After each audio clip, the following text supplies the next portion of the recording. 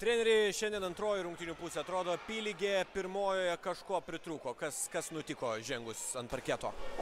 Sunku pasakyti, kas nutiko. Aš pasakysiu taip, kad merginos šiandien nevykdė, visai nevykdė, ką aš prašiau jų padaryti. Toks gal tas, kaip pasakyti, negirdėjimas manęs, nu aš jau atrodo garsiai kalbu, sako, per minutės pertraukėlę muzika labai smarkiai groja viskas, bet buvom susitarę, nereikia. Čia korekcijos tik yra per minutės pertraukėlę, aišku.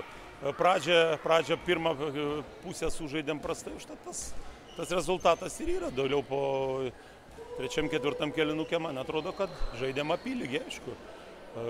Kai kurių žaidėjų indėlio, sakykime, daugiau norėjosi.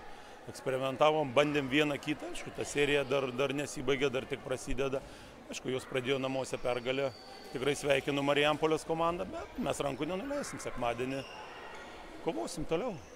Pagrindiniai dalykai, kuriuos reikia pataisyti prieš rungtynes Garliavoje? Nu, aš manau, gynybą reikia pataisyti. Nu, kaip aš sakau, ta gynyba mūsų toks nesusikalbėjimas, tai yra pagrindinis dalykas. Mes atrodo treniruotė viską žinom, viską čia išeinam.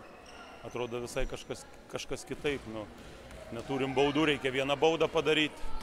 Sakiau, ne kartą, ir 3 kartus, ir per minutę, ir nuo suolo, ir nepadarom. Nu, yra kaip yra. Šiai dienai Marijampolė, šiandien Marijampolė stipresnė, sekmadienį matysim. Gerai, sėkmės, ačiū labai.